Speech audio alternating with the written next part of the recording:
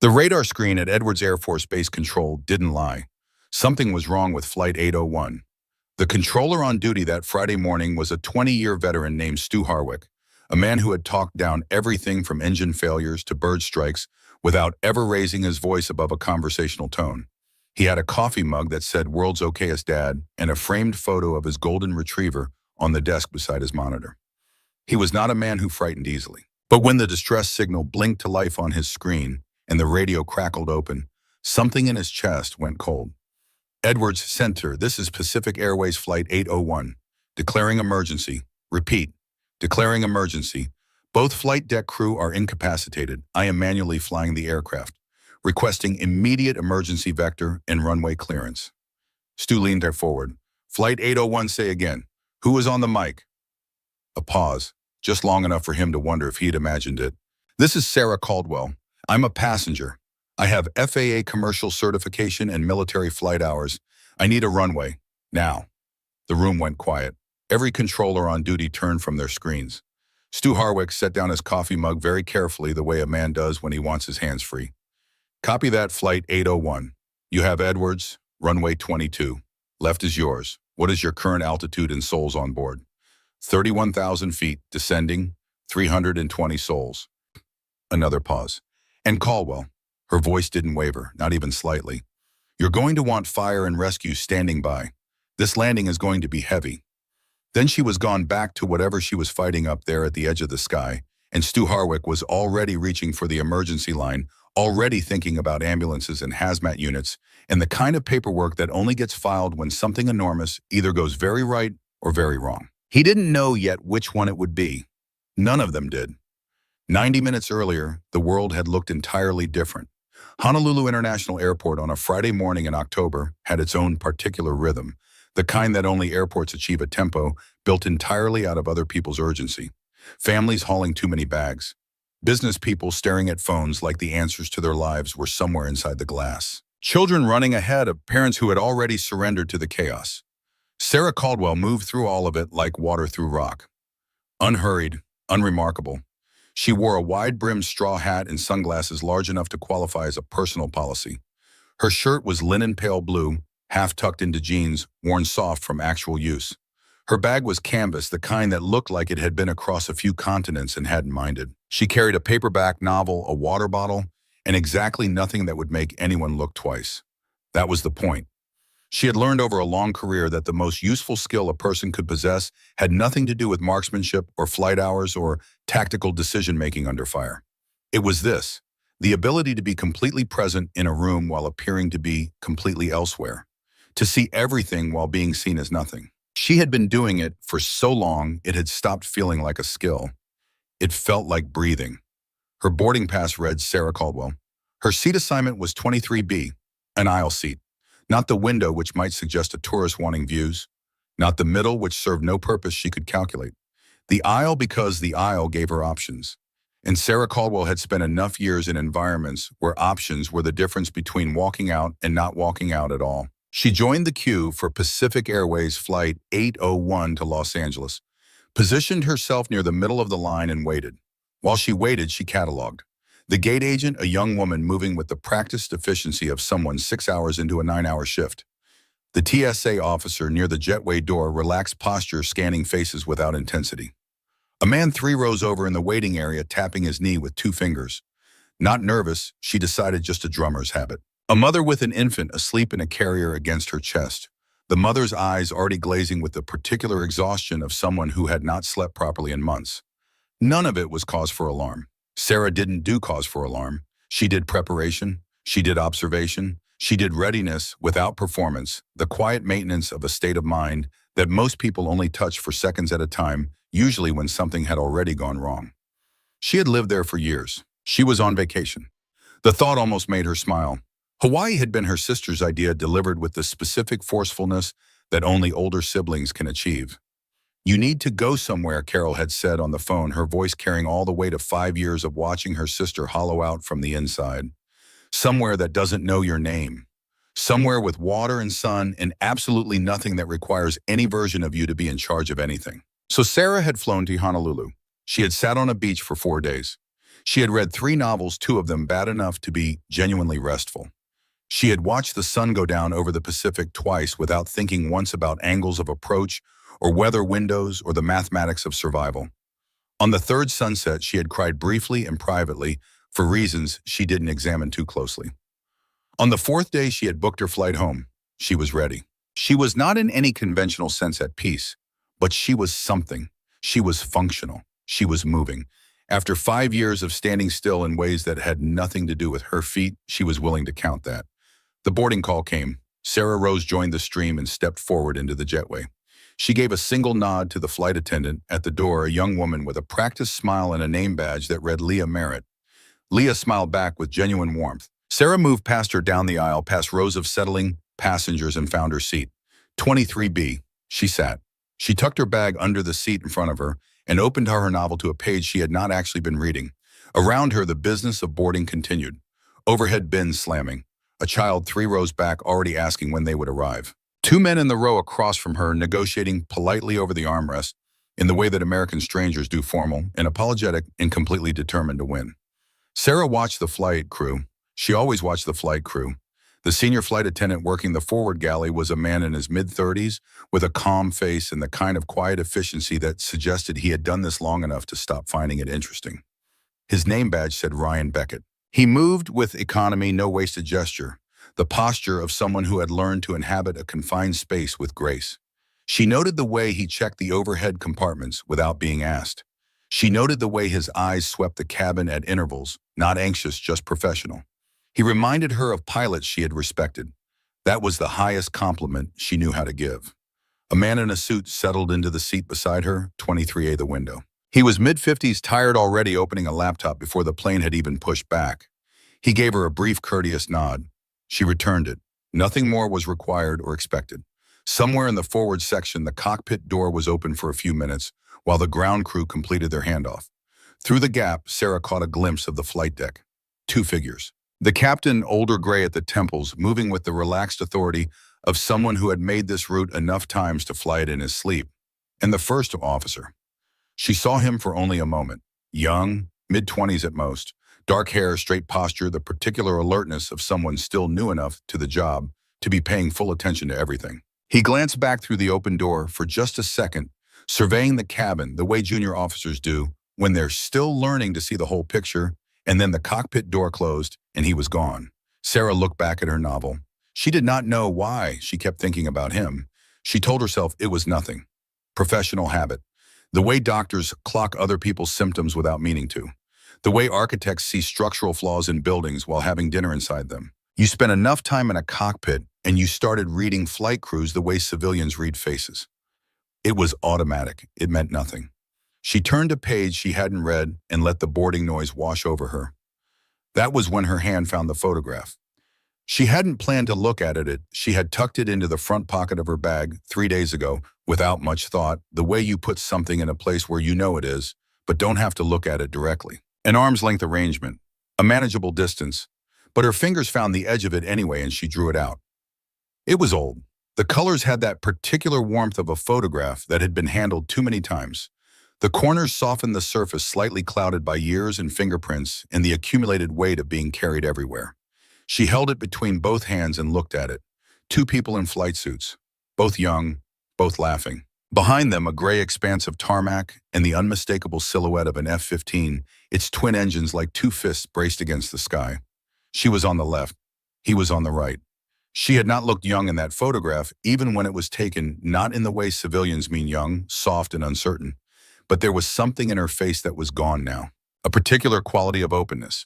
The expression of someone who had been through enough to know that things could go wrong, but not yet through the thing that would make her stop expecting them to go right. He was grinning. He was always grinning. It was the most reliable thing about him. The kind of grin that made the people around him feel like whatever came next was probably going to be all right, because how bad could it get when someone standing next to you was smiling like that? She turned the photograph over. The handwriting on the back was his. She knew every loop and angle of it, from years of shared logbooks and briefing notes and the occasional message left on her instrument panel when he wanted to make a point without starting an argument. We made it out. For now, D. He had written it as a joke. That was what she needed to remember. He had written it as a joke because they were 20 minutes off base after a run that had come closer than either of them was willing to say out loud, and he had borrowed a pen from the ground crew photographer and scrawled it on the back of the print because that was who he was. The man who turned the close calls into punchlines because the alternative was sitting with them, and he had never been able to sit still. She had laughed when she read it. She had kept laughing for 2 more years. And then Syria, 2019. And the laughter stopped, and everything else stopped with it, and nothing she had done in the 5 years since had quite managed to restart it. She put the photograph back in her bag. The plane began to push back from the gate. Sarah closed her novel and looked out across the cabin, past the man with the laptop, through the small oval of the window at the heat shimmering off the tarmac outside. Honolulu was bright and flat under the October sun. The kind of morning that made the world look like a postcard. Safe, lit, uncomplicated. She let herself believe that for exactly as long as it took the wheels to leave the ground. Pacific Airways Flight 801 climbed smoothly out of Honolulu, banking south before curving northeast toward the mainland. The Pacific opened beneath it, enormous and dark blue and indifferent to the small silver machine cutting through the air above it. Inside the cabin, the rituals of commercial flight began. Laptops opened, headphones went on. The beverage cart emerged from the forward galley and began its slow progression down the aisle. Sarah declined everything. She kept her novel open on her lap and her hands still on the armrests, and her attention spread evenly across the cabin the way you keep a fire low. Not consuming, just present, always present. She noted Leah Merritt pausing at a row near the back, bending slightly to speak with an elderly couple, her posture easy and warm. She noted Ryan Beckett moving through the mid-cabin, working efficiently, making small conversation with the ease of someone who had decided it was part of the mom and had chosen to do it well. She noted the shift in engine tone as the aircraft reached cruising altitude and the autopilot settled in that slight settling of a machine into its rhythm, the way a long-distance runner finds their pace. 36,000 feet, smooth air, clear skies all the way to the coast. It should have been quiet, and it was quiet. For a while, Sarah was 40 minutes into a chapter she had not retained a single sentence of when she felt it. Not heard. Felt. A vibration in the seat beneath her that had no business being there. It lasted perhaps 2 seconds. A subtle, almost subliminal tremor.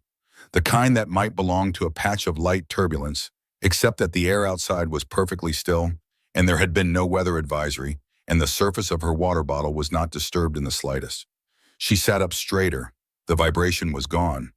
The engine sounded normal. The cabin continued its unremarkable hum. 2 rows ahead, a child was laughing at something on a tablet screen, and the man with the laptop was typing, and nobody else had moved.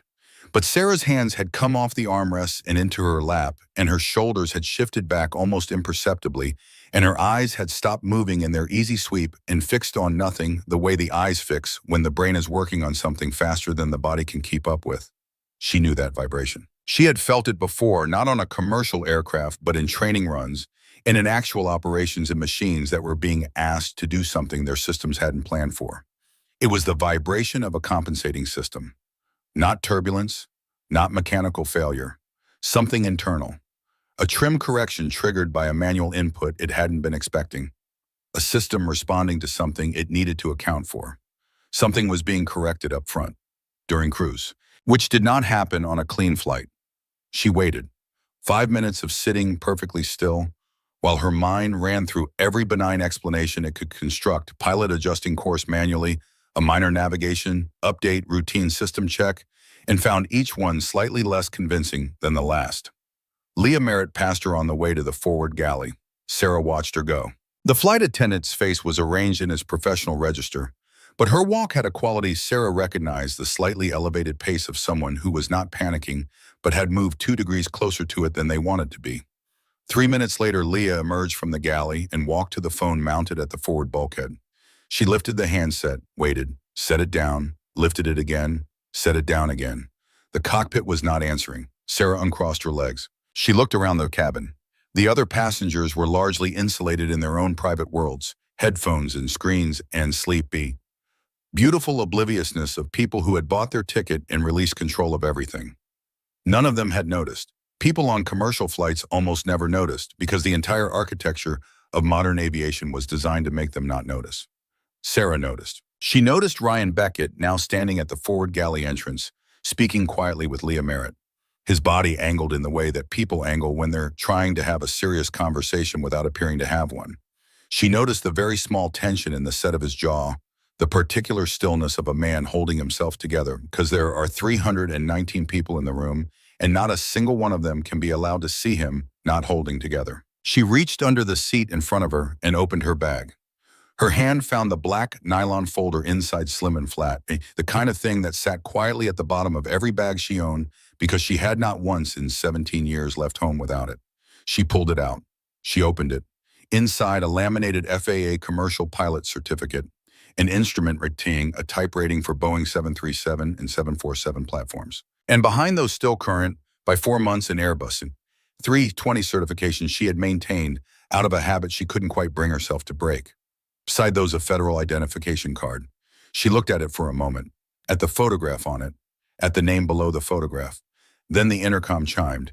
It was a different sound from the standard chime, shorter, lower in frequency. And the voice that followed it was Leah Merritt's carefully composed, the voice of someone who had been trained for exactly this moment and was discovering that training and experience are not the same thing. Ladies and gentlemen, this is your cabin crew.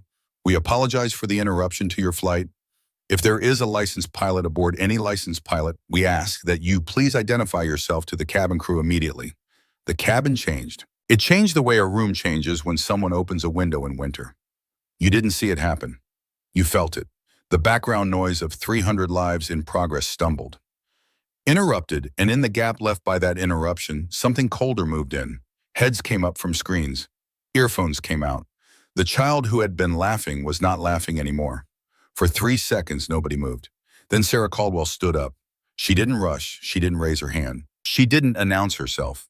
She simply rose from 23B with the quiet finality of someone who had calculated everything and was done calculating.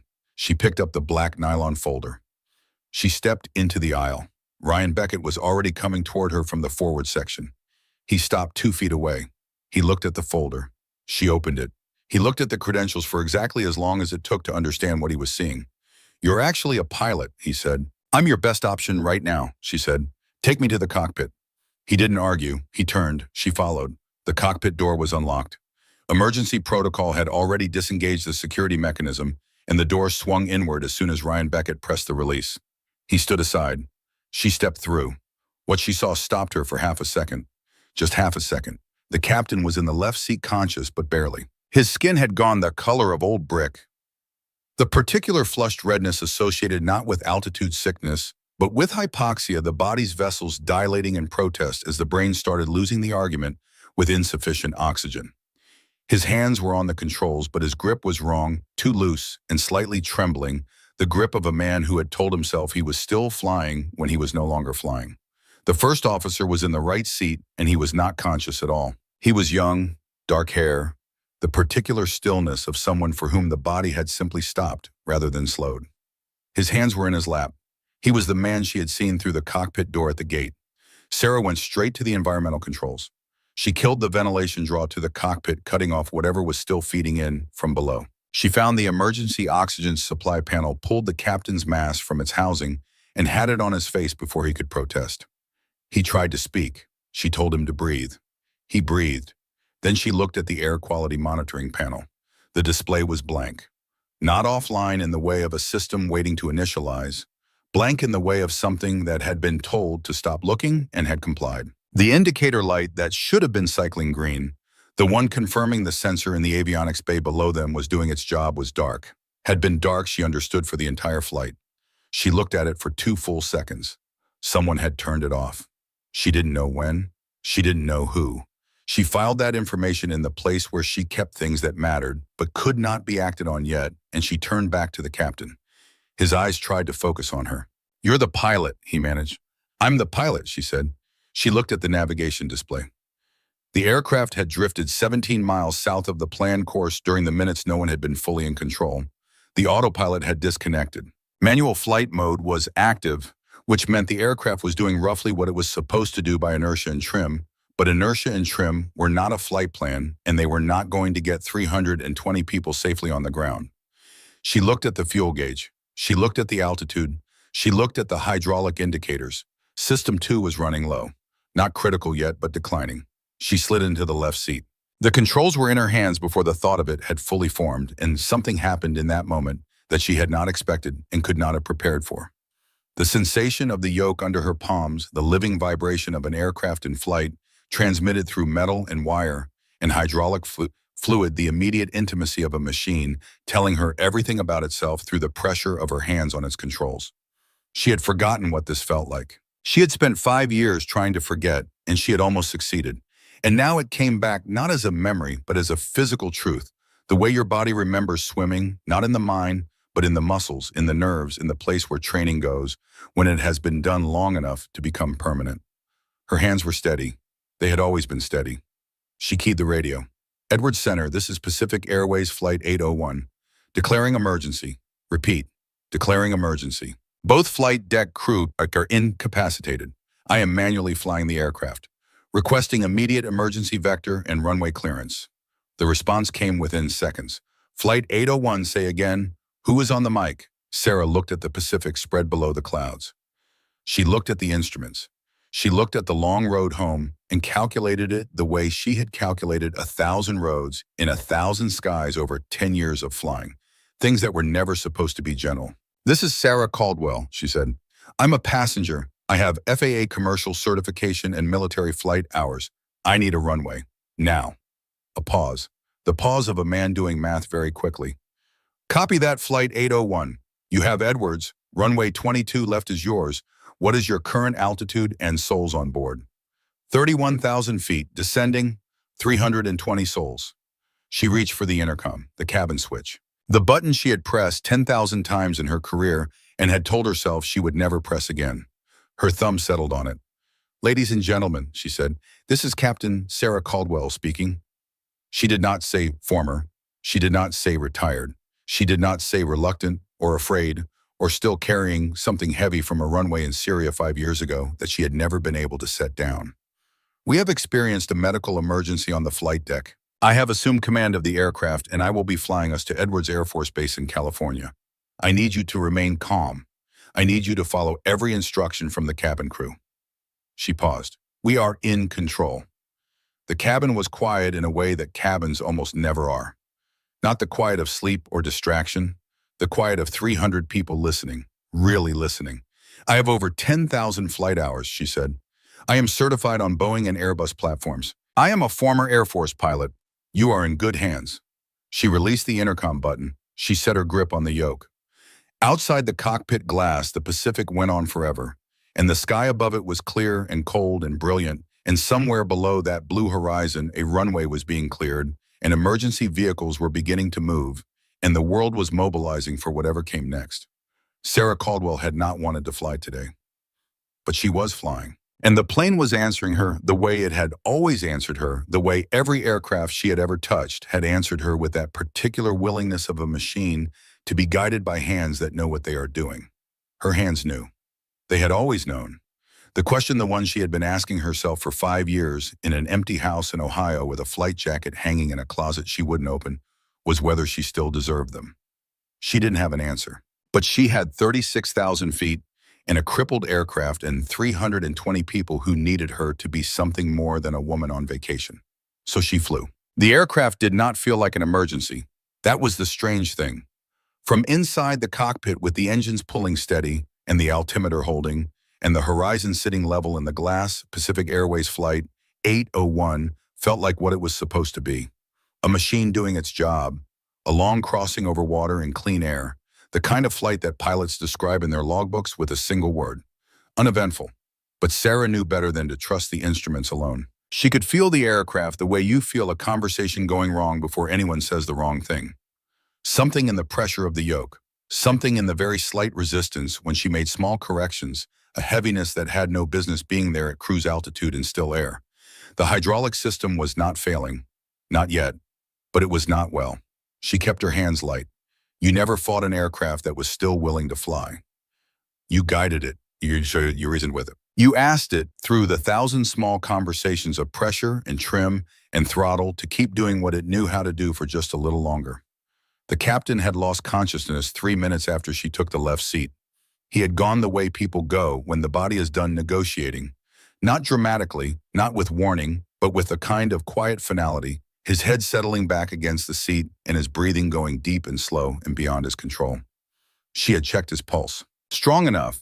She had repositioned his oxygen mask and told herself he would be fine, which was the only thing she could afford to tell herself right now. The first officer had not moved. Sarah did not look at him again after the first time.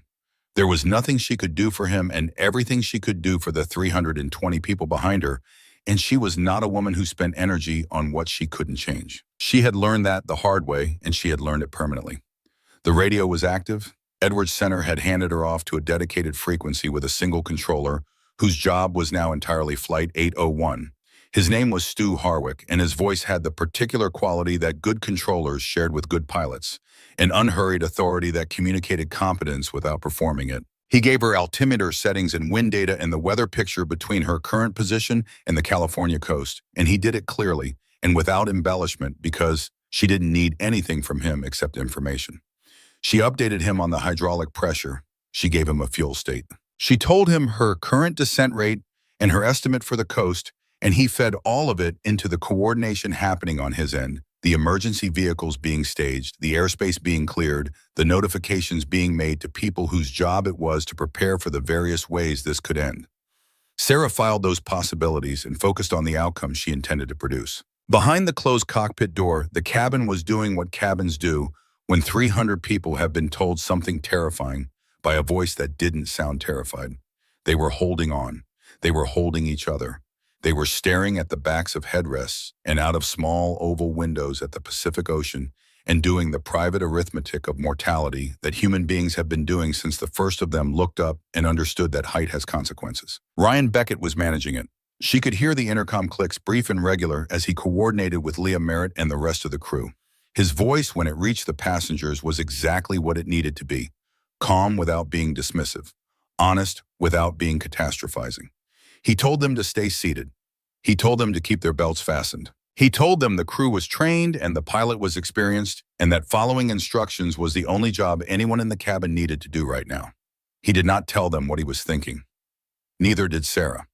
40 minutes into the flight from Honolulu, Ryan Beckett had discovered something about himself that he would spend a long time afterward processing. He had discovered that he was capable of functioning at full professional capacity while carrying a weight in his chest that he could not put down and could not look at directly, a weight that had no name yet, because the words for it were still forming somewhere in the back of his mind. It had started with a name tag. He had gone to the cockpit to check on Sarah 20 minutes after she took command, not because he doubted her. He had stopped doubting her within 30 seconds of watching her work. He went because it was his job to be useful, and he had nothing else to offer except presence, the small gesture of another person letting you know that you are not entirely alone.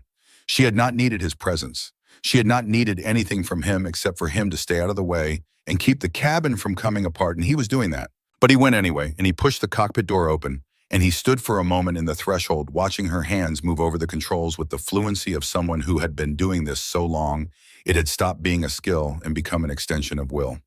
She did not look up. Her attention was on the aircraft, all of it, every gram. And Ryan's eyes had moved the way eyes do when they are looking for something to settle on in a room full of things they don't fully understand, and they settled on the first officer in the right seat. On the young man with dark hair who had the careful professionalism of someone still in his first years of the mom, still paying full attention to everything, because nothing had yet become routine enough to stop demanding it. His name tag was visible from the doorway. James Holt, First Officer. Ryan looked at it for a moment. Something moved in his mind, not recognition exactly, but the early tremor of it, like the feeling you get when a name is almost but not quite familiar, when the brain is running a search you didn't consciously initiate. Holt. He had seen that name recently. His eyes moved to Sarah's canvas bag on the floor by the captain's seat. The front pocket was slightly open. He could see the edge of something inside. The corner of a photograph. He should not have touched it. He knew that even as he was doing it. His fingers found the corner anyway and drew it out just far enough to see what it was. A photograph. Two people in flight suits, old enough to have that warmth that photographs get from being handled too many times. He turned it over without looking at it longer than necessary. The handwriting on the back was loose and confident, the kind of writing that belongs to someone who thinks faster than they transcribe. We made it out. For now, D. He stood there with the single initial. D. Holt, James Holt. First officer was 27 years old. Ryan knew this from the crew manifest.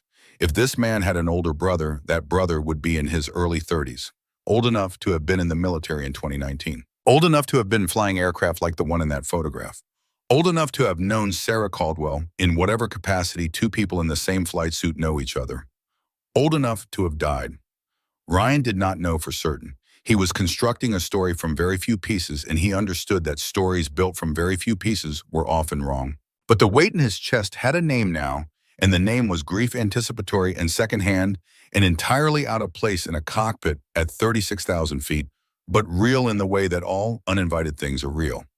He slid the photograph back into the front pocket of the bag. He straightened up. He looked at Sarah Caldwell, who was still working, still entirely present in the aircraft, still doing with complete focus the thing that was keeping every person on this plane alive. She did not know. Ryan Beckett stood in the doorway of that cockpit for 3 more seconds. He breathed in, he breathed out. He filed everything he had just understood into a place where it could not interfere with what he had to do next. And then he turned around and walked back into the cabin and went back to work. He sat in the forward jump seat for a moment before standing again. His hand pressed flat against his chest pocket, holding it there, briefly feeling nothing through the fabric because the photograph was back in Sarah's bag. He could not have said why he was doing it. He did not try. He stood up. He went back to his passengers. He kept going.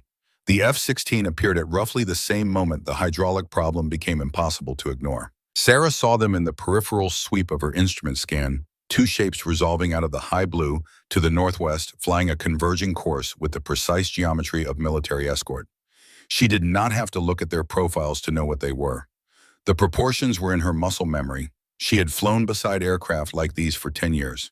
She had been one of the people in them. They pulled up on either side of Flight 801 with the smooth confidence of pilots who owned this part of the sky. Their wing markings were Edwards. They were close enough for Sarah to see the cockpit glass and close enough for the pilots inside to see her. She could imagine what they saw. A commercial Boeing, a woman in the left seat, no uniform, a canvas bag on the floor. She wondered what they were making of it. She didn't have to wonder long. The radio crackled on the emergency frequency. Flight 801, this is Tango Flight Lead. We're alongside to escort. State your status. Tango Lead, this is Flight 801, Sarah said. Both flight deck crew are incapacitated. I have manual control, currently managing a hydraulic pressure loss on System 2 and a flight control response issue. Estimating Edwards in approximately 30 minutes. A pause, not a long pause. A 3-second pause, which on a military frequency means something different than 3 seconds anywhere else. On a military frequency, 3 seconds is the sound of someone recalibrating. The voice that came back was measured, but there was something underneath it. Flight 801, can you confirm the name you gave Edwards Center? Sarah Caldwell. Confirmed. Another pause. Shorter. Ghost talk. It wasn't quite a question. It wasn't quite a statement. It was the sound of the man confirming something he already knew the answer to. Sarah said nothing. This is Captain Garrett Briggs, the voice continued. I flew out of Bagram in 2017. You wouldn't remember me, but I remember you. You pulled a full burn intercept at night in a crosswind that my whole squadron said was unsurvivable. Then you landed clean. Sarah kept her eyes on the instruments. I remember the landing, she said. Yes, ma'am, I figured you would. A beat. I've told that story at every squadron dinner for 7 years, and I just told Edwards that Ghost Talk is on the stick. His voice had found its register now, past surprise and into something steadier. They asked me if I trusted it. I told them to clear the runway. Sarah did not let herself feel the thing that tried to move through her chest at that. Appreciate the escort, Briggs, she said. Hold your current position and keep clear of my wingtip. I may need to make corrections. Understood. We're with you. She keyed off and went back to the aircraft. The hydraulic problem was getting worse. System 2 was declining in the gradual, uneven way of systems stressed beyond their design parameters. She had been watching the pressure numbers for 20 minutes. System 2 controlled the left inboard flight surfaces and the nose gear steering actuator. At the pressure she was seeing now, she had partial function. At the pressure she would likely see by the time she reached Edwards, she would have less. She could manage that. What she could not manage as cleanly was the flap situation. She reached for the flap handle and moved it to 15 degrees. The left flap extended normally. The right flap moved to 22 degrees and stopped. She tried it again. 22 degrees. The actuator was reading a jam, mechanical obstruction somewhere in the right outboard track. She cycled it twice more with the same result and then stopped cycling it because you don't keep asking a broken thing to be unbroken. You accept what you have and you build a plan around it. What she had was asymmetrical lift. The aircraft wanted to pull right. It was doing it subtly now at cruise speed, a gentle, persistent pressure that she was countering with left aileron input and left rudder. Her foot braced on the pedal as muscles of her lower leg beginning the long, slow burn of sustained exertion. At approach speed with the left flap fully extended and the right at 22, the asymmetry would be more pronounced. She would need more rudder, more aileron, more of everything. She would need her body to keep doing what it was doing for another 25 minutes. Her right leg was beginning to argue. She pressed the rudder and held it and breathed and looked at the horizon. Ryan Beckett had been in aviation for 11 years, and in those 11 years, he had developed what he thought of as a professional relationship with fear. Not the elimination of it. You didn't eliminate it. You learned where it lived, and you learned to work around it. You just didn't put anything near that heat that you couldn't afford to lose. He moved through the cabin with a thoroughness that was partly professional and partly the need to keep moving. He checked seatbelts. He redistributed oxygen masks. He spoke in a low, steady voice to the people who met his eyes and said nothing to the ones who had found a private space inside themselves and were managing from there. There was a woman in row 14 who was praying. Her lips moved without sound, and her hands were flat on her thighs and her eyes were closed. Ryan adjusted the shade on the window beside her and moved on without disturbing her. There was a man in row 19 who had been a pilot once.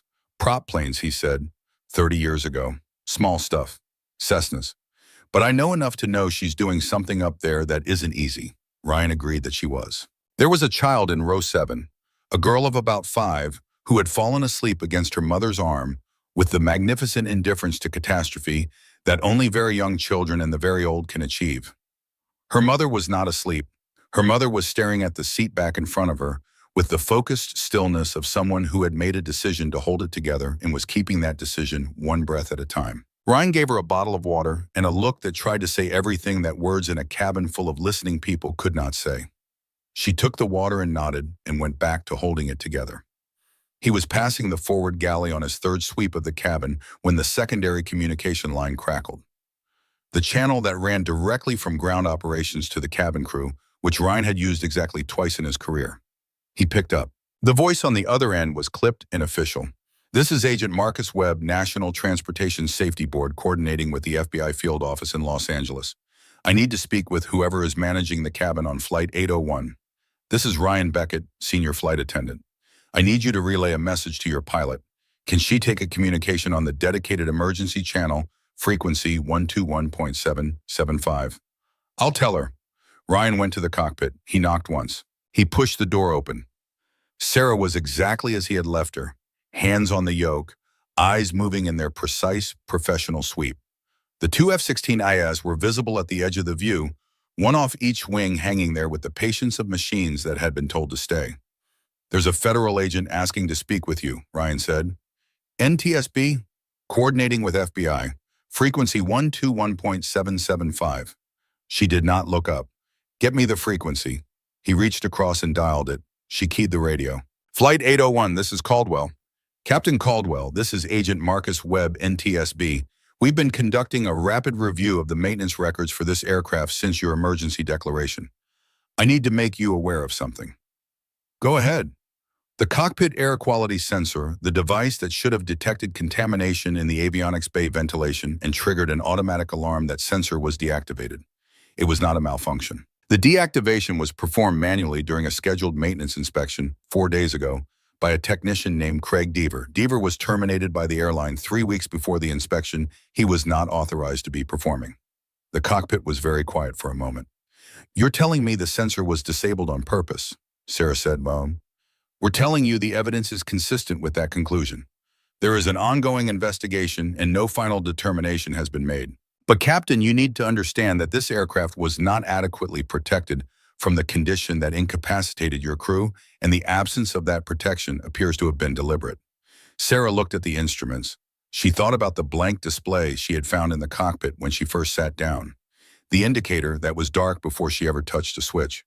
She had known something was wrong with that panel the moment she saw it. Now she knew the shape of what was wrong. Is there anything in that information that changes what I need to do in the next 20 minutes? Webb paused. No. Then I'll be available for your investigation after I land this aircraft. She keyed off. She did not look at Ryan, but she was aware of him in the doorway, aware of the particular quality of his silence, the silence of someone who understood that this was not the moment. "Go back to the cabin," she said. "Start your brace briefing. Give them the full procedure. I want them ready." "How long?" 20 minutes to approach, maybe less." She made an adjustment to the throttle, feeling the engines respond. "Tell them it's going to be loud. Tell them not to be scared of loud." Ryan stayed in the doorway for one more second. He was looking at the first officer, at the young man in the right seat who had not moved, who was still breathing, still alive, still held in the deep suspension of a body waiting for the contamination to clear. Sarah noticed. She noticed everything. "Go," she said. He went. The California coast came up below the clouds in pieces. First, the color change in the water from the deep Pacific blue to something shallower and greener and more complicated. Then the brown edge of the coast itself, and then the land, the high desert of the Mojave, reaching back from the water like something that had been waiting a long time to be seen. Sarah had flown into Edwards twice before in her career, both times in an F-15, both times in conditions that had nothing in common with this morning. But the geography was in her memory, and memory built on the kind of repetition that military flying required was a form of precision. She knew where the runway was before she could see it. Stu Harwick came back on frequency. "Flight 801, you are 22 miles from the field. Confirm you have the airport in sight or require vectors." "Require vectors. I don't want to waste a correction." "Copy. Turn right heading 084. You'll intercept the localizer in approximately 8 miles. Wind is 8 knots from the northwest. Runway 22 at left length 15,200 feet. Emergency equipment is in position." 15,000 feet of runway. She was going to need most of it. She began the turn. The aircraft responded with the particular heaviness of an asymmetrically loaded machine, being asked to do something its current condition complicated. She felt the pull in the rudder. Her right leg braced harder. The burn was significant now. The deep fatigue of sustained exertion that did not announce itself with sharp pain, but with a growing insistence that became its own kind of argument. She held the turn. She leveled. She lined up on the heading. "Tango lead," she said on the escort frequency. "I'm going to need you to break off at 5 miles. I'll have the field by then, and I need the approach clear." Garrett Briggs came back without hesitation. "Understood. We'll hold at 5 and watch you in. You've got this ghost talk." She did not respond to the call sign, but she heard it. She felt it in the place where she had spent 5 years telling herself that person was gone. The descent continued. 16,000 feet. 14. The altimeter unwound with the patience of a clock that didn't care what was happening in the cockpit, just what was true. She reached for the flap handle again. Left side full extension, right side 22 degrees and no further. She had known this was coming and had been preparing for it for 20 minutes, calculating the rudder input she would need. The aileron she would hold, the way the aircraft's natural tendency to roll right would have to be countered through the entire approach, with nothing but her own body as the counterweight. She adjusted, she trimmed, she breathed. Her right leg was running out of arguments. "Flight 801, you are 10 miles from the field. Confirm gear down and landing checklist." "Gear coming down now." She reached for the landing gear handle and moved it to the down position. The aircraft shuddered as 300 pounds of landing gear dropped into the airstream, and the hydraulics worked to lock everything into place. 3 green lights. Gear down, locked. She let out a breath she had been holding for longer than she'd realized. "Gear is down and indicating," she told Edwards. 3 greens. "Copy that, Flight 801. You are 8 miles. You are on glide path." She was on glide path, which was true. She was also flying a crippled aircraft with one leg going numb and a runway that was still 7 miles away, and a cabin full of people who were doing exactly what she had asked them to do, which was trust her. She had never taken that lightly, not once in 10 years, and not now. The Mojave filled the cockpit, glass tan and flat and enormous. The airbase resolving out of it as a cluster of buildings and aprons in the long gray geometry of runway 22 left, and beside it the lines of emergency vehicles, the red and white lights of fire trucks and ambulances and hazmat units parked in their waiting rows, like a city that had assembled itself for exactly this moment. She could see the runway clearly now. Garrett Briggs broke off at 5 miles, pulling away in a clean banking turn that took him out of her approach corridor. She didn't watch him go. She was already inside the final approach, already in the place where all the calculation finished, and what remained was just flying. The radio went quiet. Edwards had given her everything they had to give. The rest was hers. Ryan Beckett's voice came over the intercom from the cabin. "Brace for landing." She could hear in it that he had done exactly what she asked. His passengers were in position. His crew was ready. 30 seconds later, he pressed the intercom key one more time. He held it open for 2 seconds without speaking, and through the channel, she heard the cabin. She heard the sound of 300 people breathing together in the particular stillness of human beings who have decided to do the only thing available to them, which was to hold on and believe in someone they had met an hour ago and had no reason to trust except that her voice had told them to. She heard them. She flew. The runway was a mile out when the right rudder pedal gave her the full extent of what she was dealing with. The asymmetric lift at this speed, at this configuration, was pulling the nose right with a persistence that required everything her right leg had left. And her right leg, which had been doing this for 20 minutes, was approaching the end of what it could give. She could feel the edge of it, not in pain exactly, but in the quality of the effort, the way the last mile of any hard thing has a different texture from all the miles before it. She pressed harder. She had more. Not much, but more. The runway center line came up in the glass, and she aligned with it, and she held it, and she did not let herself think about anything except this moment, and this line, and these hands, and this aircraft, and the 100,000 hours of repetition that had built in her, a kind of knowledge that lived below thought and above instinct, in the place where real competence lives, where you stop being someone who knows how to do something and become someone who simply does it. The threshold markings appeared at the near end of the runway. She brought the nose up, she cut the throttle, the aircraft settled, and then the wheels touched. Not gently. She had not promised gentle. She had promised heavy, and she delivered it. The main gear hit this concrete with a force that went through the airframe and through the seats and through 320 bodies simultaneously, a single shared impact that said, "We are here, we have arrived, this is the ground, and we are on it."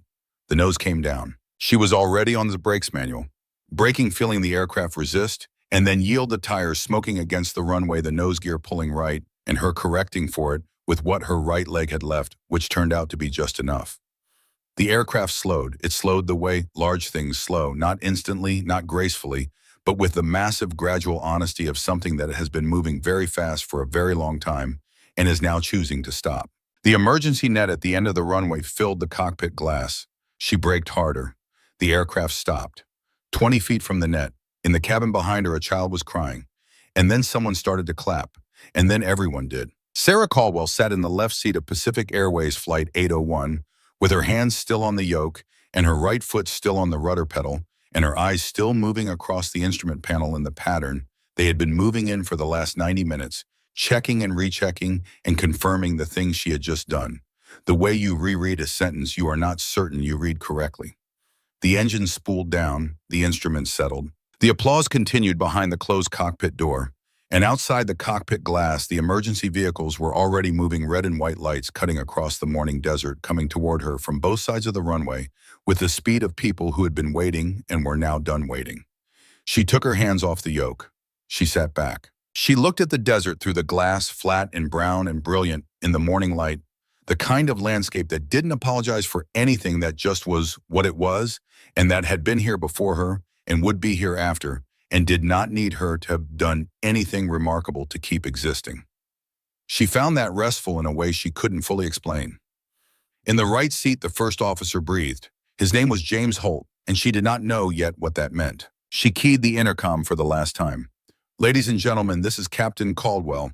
We are on the ground at Edwards Air Force Base. Emergency crews are alongside. Please remain seated with your seatbelts fastened until the crew instructs you otherwise." She paused. "It has been an honor to fly with you today." She set down the handset. Outside, the first of the emergency vehicles reached the aircraft. The world was coming back in, all of it, but not yet.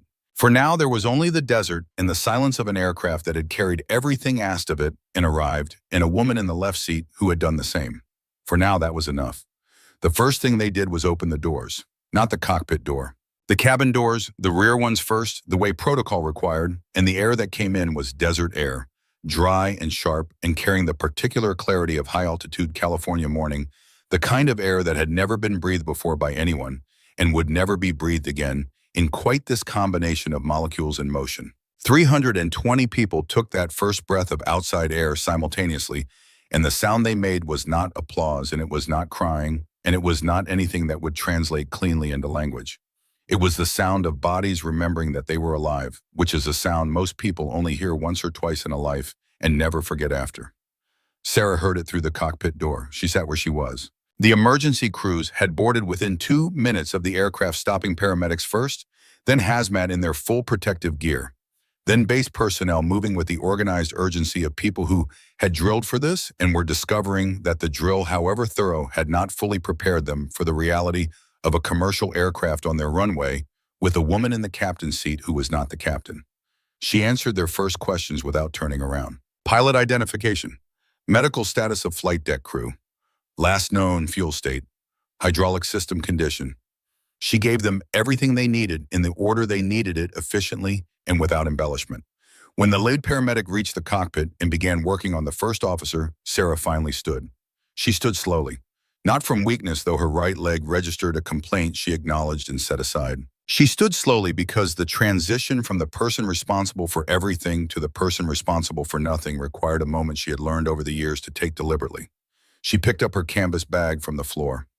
She looked at the first officer one more time. James Holt, 27 years old. His color was better now. The oxygen had been working for 40 minutes, and it showed the flush of hypoxia giving way to something closer to normal, his breathing deeper and more regular. One of the paramedics had a hand on his wrist and was counting, and the number on his face was a good number, the number of someone who was going to be fine.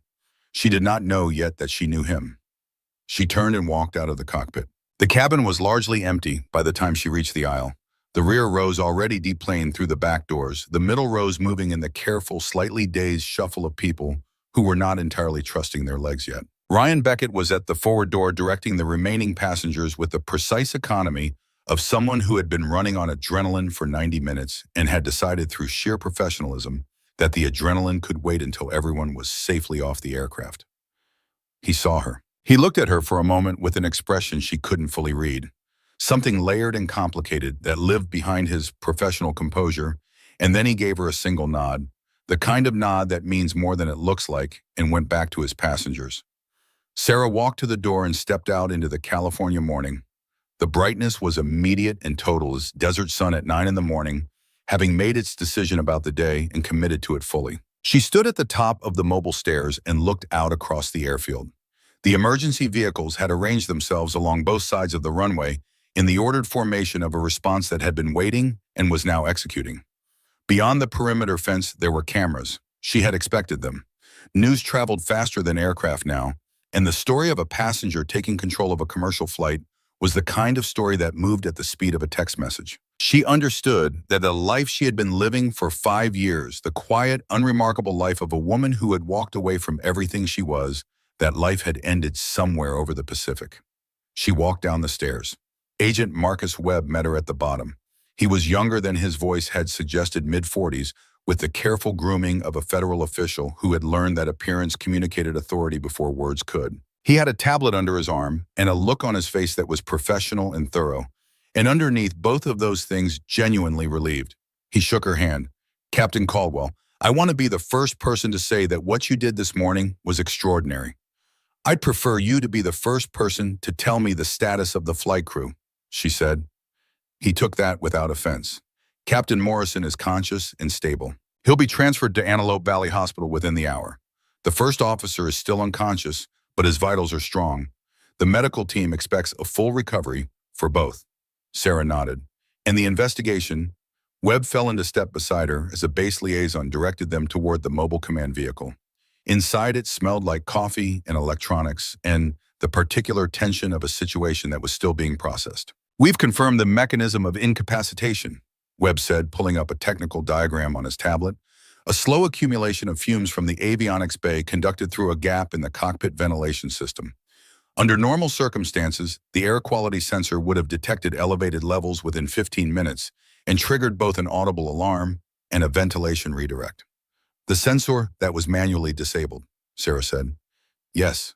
He met her eyes. "We have Craig Deaver on video in the maintenance bay 4 days ago. He had been terminated 3 weeks prior. He used a former colleague's access badge to enter the facility. He was in that bay for 11 minutes. Long enough." "Why?" Webb paused. "Not because he didn't have the answer, because the answer was the kind that resisted simple framing. Deaver filed a wrongful termination suit 6 months ago. It was dismissed. He filed an appeal. That was dismissed as well. He had been with Pacific Airways for 14 years. Webb looked at the diagram. We found a journal. It's consistent with someone who had decided that if the institution wouldn't hear him, he would make himself heard another way. He didn't target a specific flight. He targeted a specific aircraft. He didn't know who would be on it. Sarah looked at that for a moment. The terrible arithmetic of a man's grievance and 320 people who happened to be on the wrong aircraft on the wrong Friday morning. He's in custody. Arrested this morning. Federal charges.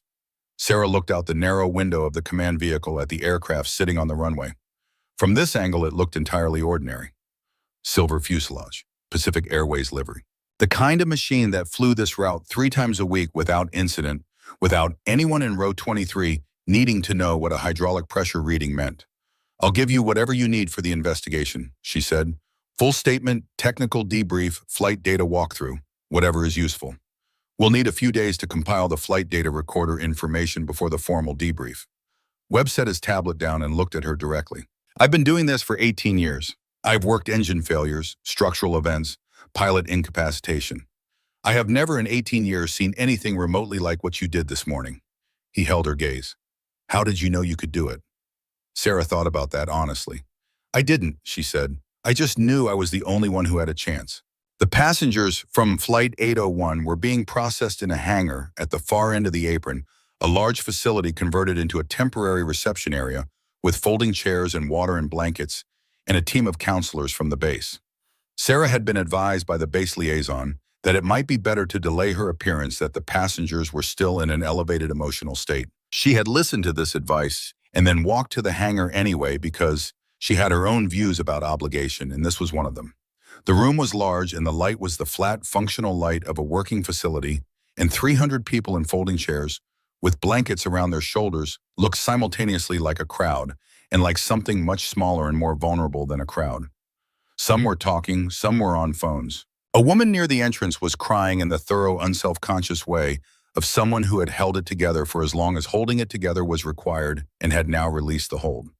People noticed Sarah when she walked in. It moved through the room in the way things move through rooms when something significant has happened and the person most connected to it has arrived. Not a ripple, more like a change in pressure. Heads turning in sequence, a recognition traveling from person to person. She did not stop walking. She moved through the room without performance, without announcement, just present and deliberate. She stopped at a chair beside an elderly woman who was sitting alone with a paper cup of water she had not touched. The woman looked at her. She was in her late 70s, white-haired, with the kind of face that had been beautiful for a long time and had become something more interesting than beautiful as the years accumulated. My grandson was born 2 days ago, she said. I was going home to meet him.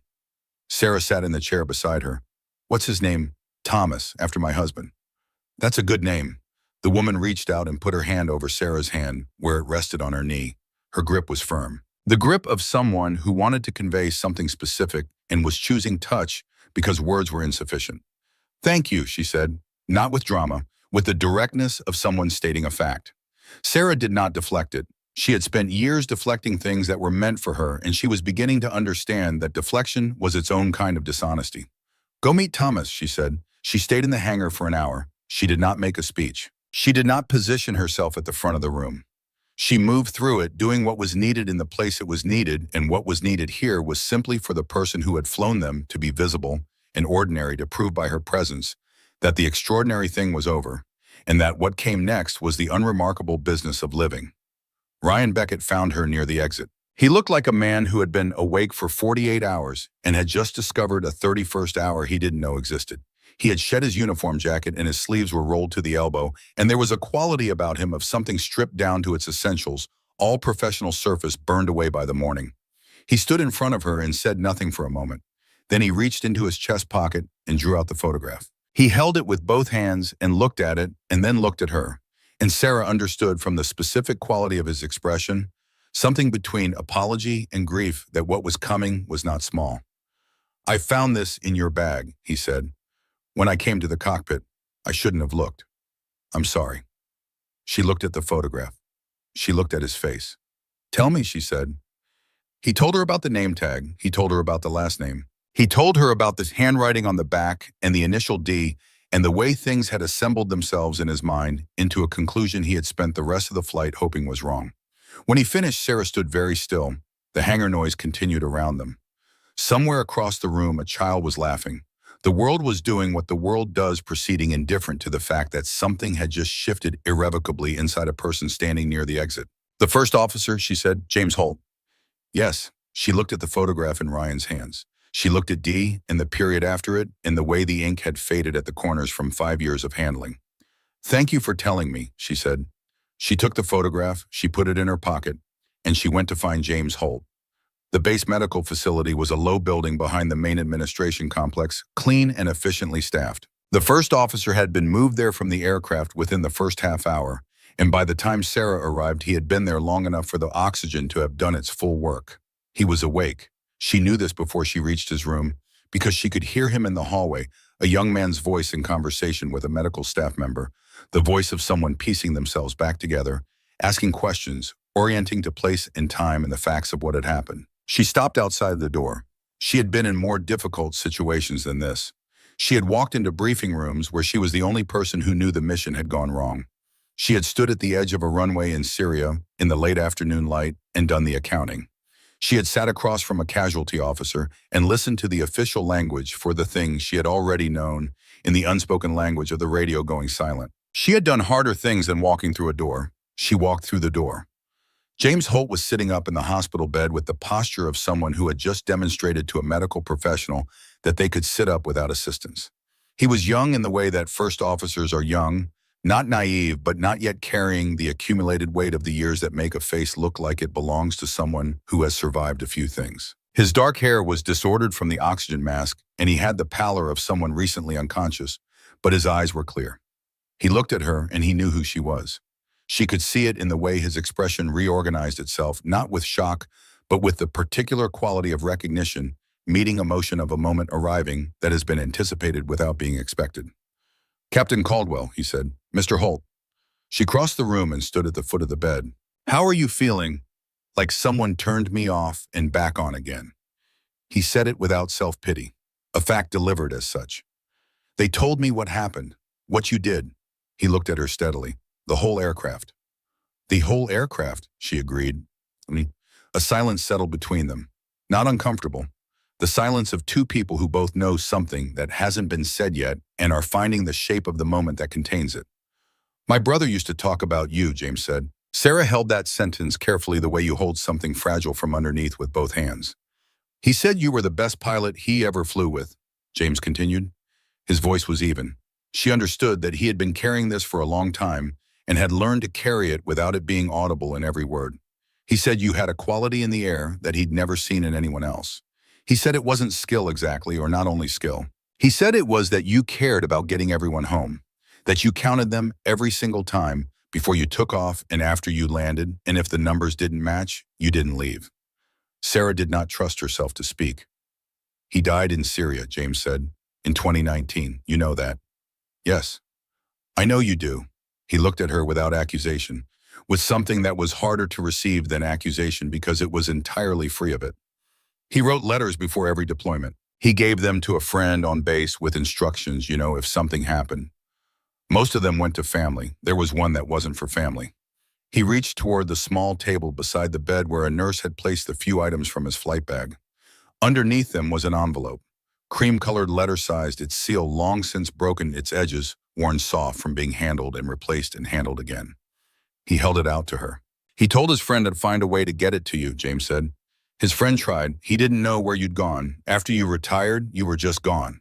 He paused. "I've been carrying it for 4 years. I became a pilot, and I thought maybe someday I'd be in the same room as you. I didn't think it would be like this." Sarah took the envelope. She looked at the handwriting on the front. She knew every angle of it. She had known it from briefing notes and logbooks and the back of a photograph she had carried for 5 years. Her name in his hand. She did not open it immediately. She held it in both hands and breathed and understood that this was one of the moments that a life pivots on, that she would remember the quality of the light in this room and the sound of the bass outside the window and the expression on this young man's face for as long as she had a life to remember it with. Then she opened it. The letter was 2 pages handwritten, the penmanship of someone who had grown up before typing replaced thinking through your fingers. She read it privately, each line arriving and settling before the next one came. He wrote about the mission. He wrote about the decision he had made in the air that day, the one she had never known about, the one that had taken him out of position to cover someone else and left her without a wingman in the window that mattered. He wrote that it had been his call, entirely his, made in the 3 seconds available to him, and made because he believed it was right and would make it again, even knowing the outcome. He wrote, "I need you to hear that it was not your fault. I need you to hear it from me because I know you have been arguing with a version of events that leaves you responsible for something you did not do and could not have changed." He wrote about the sky. He wrote about what it meant to him to fly, not the technical dimension of it, not the career of it, but the essential fact of being a person who moved through the air and found in that movement something that could not be found on the ground, a clarity, a simplicity, a version of yourself that was only available at altitude. He wrote, "If Ghost Hawk is still flying, tell her I never blamed her. Tell her the sky isn't the place where I died. It's the place where I was most alive. Don't let her leave it because of me." And at the bottom, in the same handwriting that had written, "For now, the same pen, the same loops. The numbers always matched when you were flying. That's the thing I want you to know." Sarah folded the letter. She sat in the chair beside James Holt's bed, and she held the envelope in both hands, and she did not look at anything for a while, just down at the envelope, at her own hands around it, at the particular reality of something that had been true for 5 years and was only now being delivered. James let her sit. He was his brother's brother in that way. The same understanding of when a person needed to be left to something. After a while, Sarah reached into her pocket and took out the photograph. She set it on the table beside the bed. She set the letter beside it. 2 pieces of the same story from opposite ends meeting on a surface in a room in the California desert. "He was the best wingman I ever had," she said. Her voice was steady. It was always steady. But there was something in it now that had not been there before, something that had come through from the other side of steady, from the place beyond control where things were simply true. James looked at the photograph. He looked at his brother laughing beside an F-15. "Yeah," he said. "He was like that with everyone." Sarah stood up. She put the photograph back in her pocket against her heart, where it had lived for 5 years and where it would live for the rest of whatever came next. She left the letter on the table for James because it was his too, had always been his too. At the door, she stopped. "When you're back in the air," she said without turning around, "fly the way he talked about it." How did he talk about it? Like it mattered. She walked out into the hallway. She walked to the end of it and stood at the window and looked out at the desert for a long time.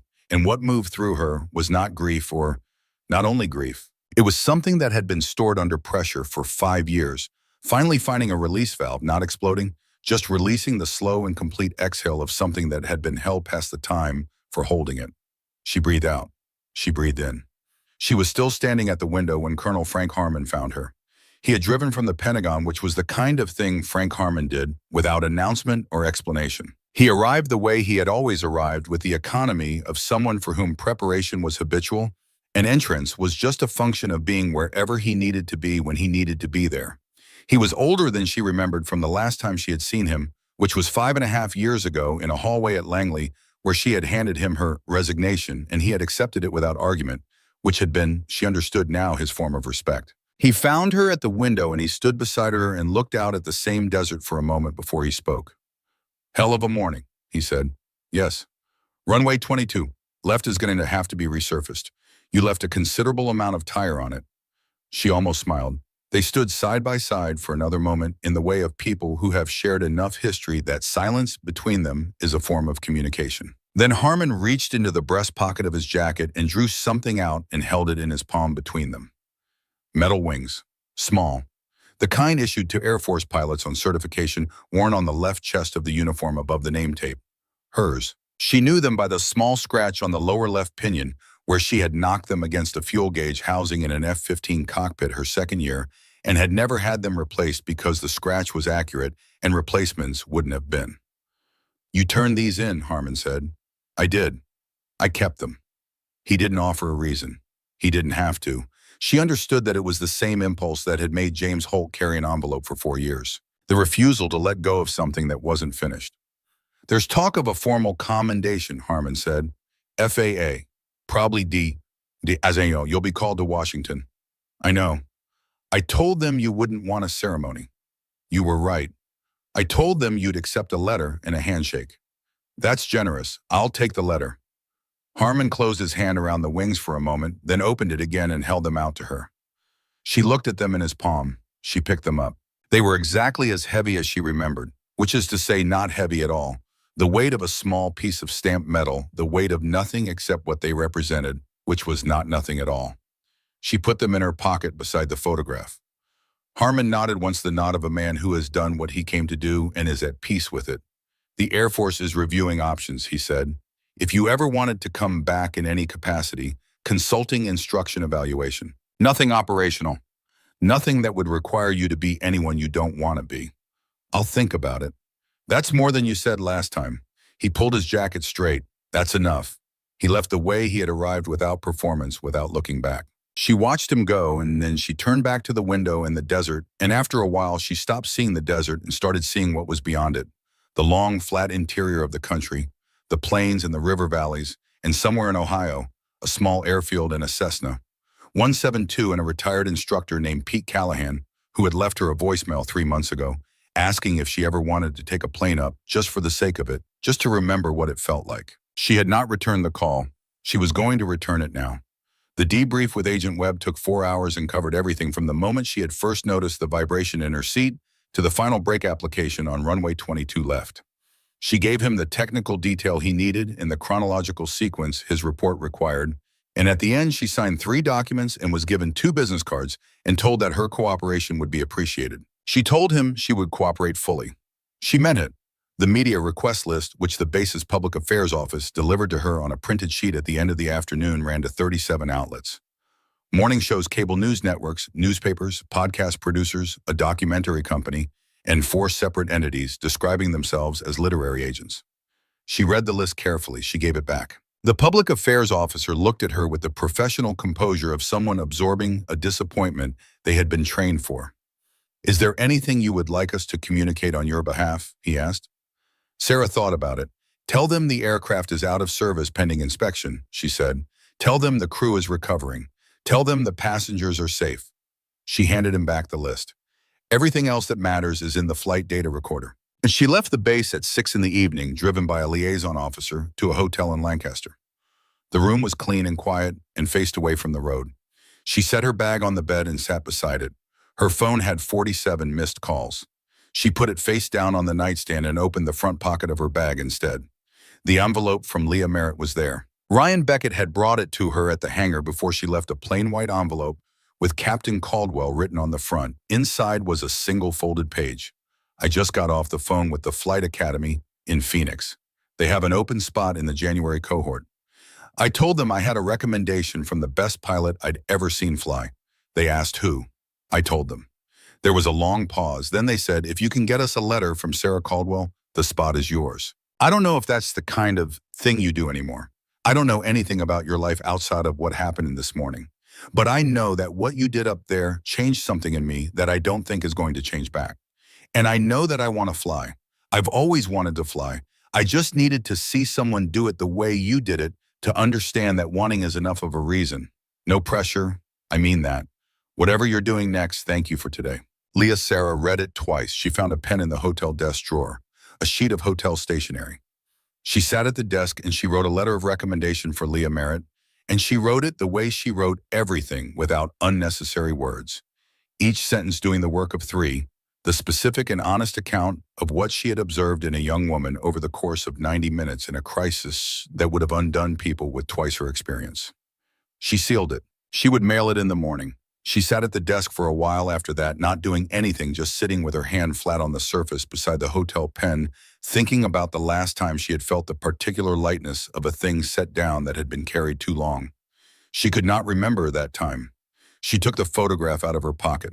She looked at Daniel Holt laughing beside the F-15. For the first time in 5 years, the image did not carry the weight of the thing that came after it. It carried only itself. 2 people young and alive on a tarmac in the full unreasonable optimism of a morning when everything was still possible, and both of them knowing it and one of them showing it in his face. She turned the photograph over. "We made it out. For now, D." She had always read that as an ending. The "for now" as the thing that negated everything before it. The escape that wasn't really an escape, the relief already shadowed by what was coming. She read it differently now. "We made it out." That was the sentence. That was what he was saying. On that day and that moment, they had made it out. And the for now was not a cancellation of that fact. It was just honesty about what all moments are. Temporary. Finite. True while they last, and true after they end, the truth of them unchanged by what comes next. She had made it out of Syria too. She had carried it wrong, but she had made it out. She put the photograph back in her pocket. She picked up her phone. She found Pete Callahan's number in her contacts and looked at his name and thought about the airfield outside Columbus and the Cessna 172 and the particular quality of altitude on a clear Ohio morning, the way the ground went small and the horizon went wide, and the machine under your hands said clearly and without metaphor that you were exactly where you were. She pressed call. He answered on the second ring. It was after 9 in Ohio, and he had clearly been awake because Pete Callahan had never needed much sleep and had always been at his most useful in the hours when most people were not. Well, he said, and she could hear in that single word that he had seen the news that he knew that he had been waiting. There she is. I'm coming home in a couple of days, she said, and I want to take that plane up. A pause. Short. The pause of a man who understood that the right response to this was not sentiment, but practicality. I'll file a weather check for Thursday morning, he said. Wind's supposed to be favorable. Thursday, she said. Thursday. She hung up. She went to sleep. Thursday came the way October mornings come in Ohio, with a quality of light that was neither summer's excess nor winter's austerity, but something more honest than either. Clear, deliberate. The kind of morning that neither promised nor threatened, just offered what it had. Pete Callahan was already at the airfield when she pulled up. He was standing beside the Cessna 172 with his coffee and his measured expression and the demeanor of a man who had decided some time ago that each morning was worth being present for. He handed her the weather printout without ceremony. She looked at it. Wind from the southwest at 6 knots. Visibility unlimited. No ceiling. She handed it back. She did the pre-flight herself because she always did the pre-flight herself, because that was not a step you delegated, because the pre-flight was the first conversation between a pilot and an aircraft, the one where you establish the basic facts of the relationship. The Cessna had what it needed. She got in.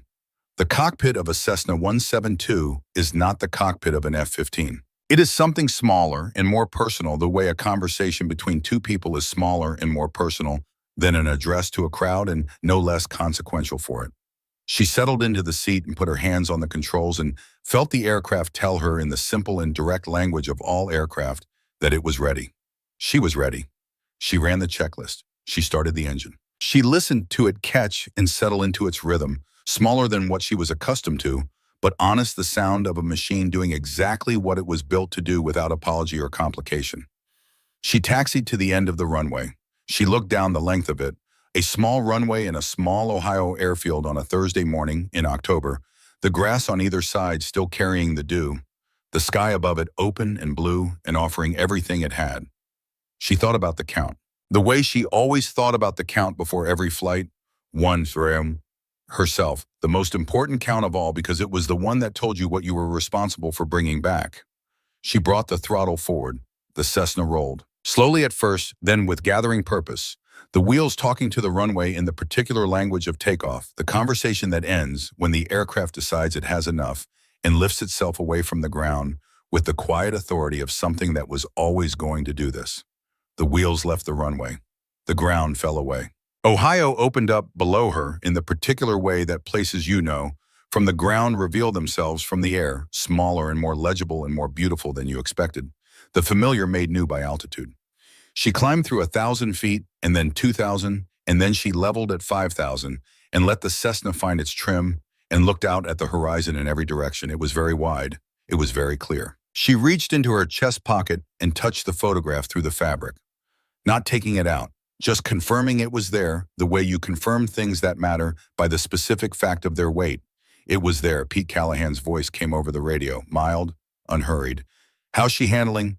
Sarah looked at the instruments. She looked at the scan. She felt the aircraft under her hands and the air around it, and the 5,000 feet of clean Ohio morning between her and the ground. In her pocket, a photograph of two people who had made it out. In her other pocket, a pair of wings with a scratch on the lower left pinion that she had never had repaired. The numbers matched. They always had when she was flying. That was what he had wanted her to know. Not a consolation, a fact. The truest one he knew. Like she always did, she said. She kept flying. Below her, the world was doing what worlds do, moving forward, carrying everything inside its present. None of it resolved, none of it finished, all of it ongoing. 320 people were living their Thursday, each of them carrying inside them some version of the last thing they had expected to survive, which they had survived. A young first officer was sitting in a hospital room reading a letter written by a brother who had known him better than anyone. A flight attendant in Phoenix was opening an acceptance letter from a flight academy. A retired colonel was on an airplane back to Washington, carrying in his chest pocket the knowledge that the pilot he had always believed in had proven him right one final time. Or perhaps not the final time, perhaps not final at all. And Sarah Caldwell Ghost Hawk, the woman who had walked through Honolulu Airport that morning with a straw hat and an intention to be nobody, was at 5,000 feet above Ohio, with her hands on the controls and the horizon going wide in every direction. She had never stopped being a pilot. She had just needed to remember that the sky had never stopped being hers. The Cessna banked gently west following the light. She let it.